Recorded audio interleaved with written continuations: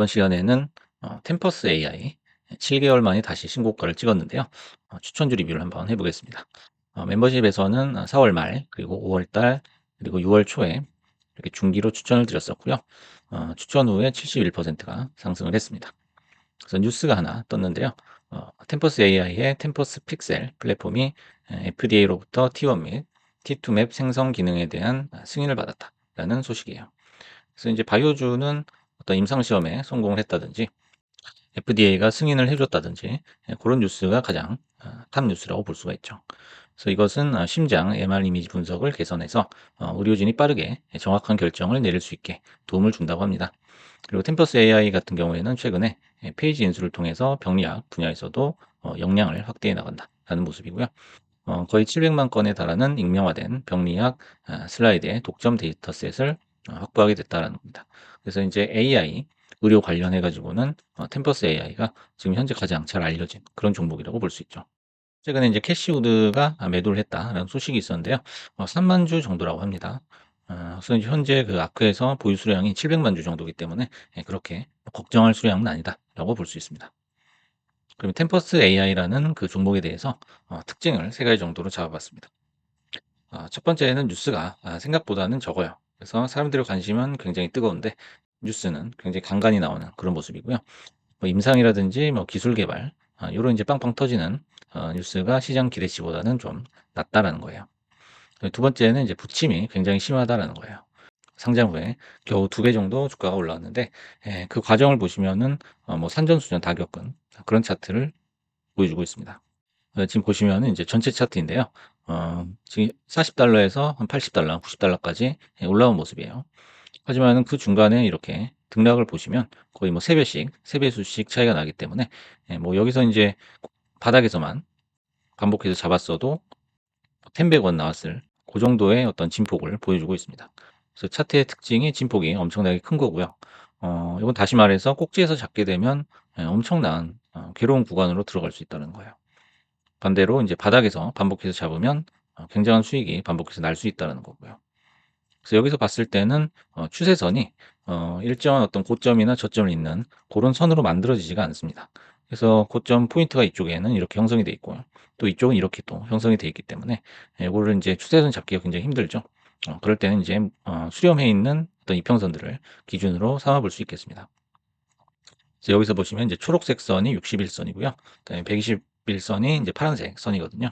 그래서 서로 좀 모여 있다는 것을 알 수가 있죠. 그래서 요 기준으로 한번 보시게 되면 요 밑에는 좀 과매도라고 볼 수 있고 요 위쪽은 이제 과매수라고 볼 수가 있는 거죠. 그래서 추세선을 기준으로 해서 과매도 구간에서의 공략이 굉장히 중요하겠다는 겁니다. 그게 이제 수익을 극대화할 수 있는 방법인데요. 과매도권에서는 쌍바닥 혹은 외바닥이 보일 경우에 매집 타이밍이 될 수 있다는 거예요. 여기서 동그라미를 쳐 놓은 부분이죠.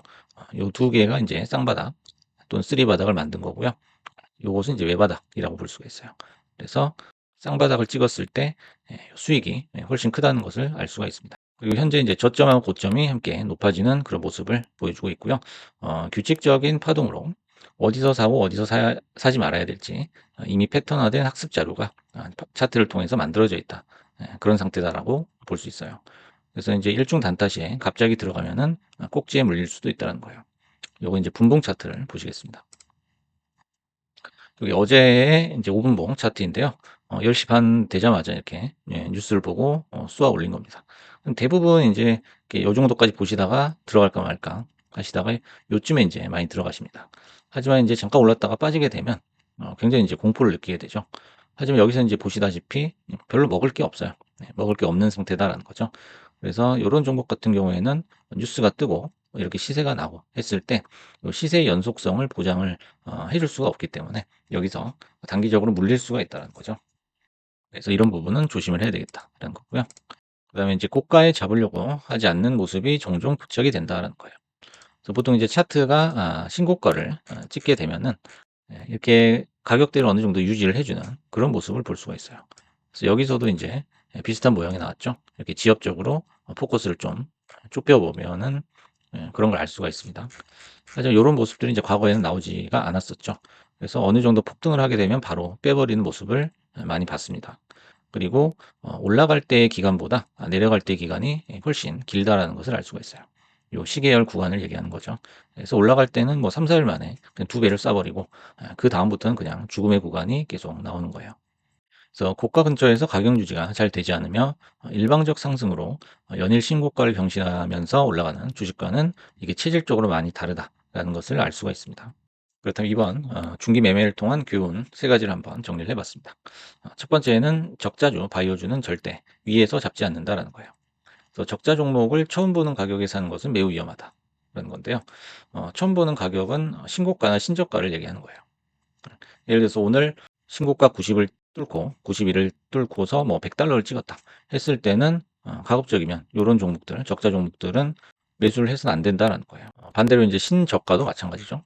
이 종목이 신저가인 뭐 $32, 뭐 $22 이렇게 계속 깨고 내려간다는 거는 결국엔 $10를 가겠다는 얘기니까요. 그래서 신저가일 경우에는 지하실로 대부분 내려가고 신고가일 경우에는 매물을 잘 못 받는다라는 거죠. 잘 받지 못하고 버티지 못하고 계속 깨진다라는 거예요. 그것은 이제 차익 실현 욕구가 상대적으로 강할 수밖에 없어요. 대부분의 바이오주들이 마찬가지겠지만 템퍼스 역시 연속적인 지금 적자가 계속 나오고 있어요. 뭐 매출 면에서는 어 조금씩 상승을 해 주고는 있지만 만약에 인제 실적 발표 때 매출마저 좀 감소를 한다면은 고건 인제 주가에 타격이 생길 수 있다라는 점을 주의를 해야 되겠죠. 그다음에 두 번째 교훈은 구부정한 자세로 팔을 뻗는 그림이 나오면 매수각이 될 수 있다라는 거예요. 그것도 그림을 하나 보시겠습니다. 전에도 인제 한번 설명을 해 드렸던 것 같은데요. 팔을 뻗고 있는 구부정한 자세다라는 거예요. 그래서 요 부분을 얘기하는 거죠.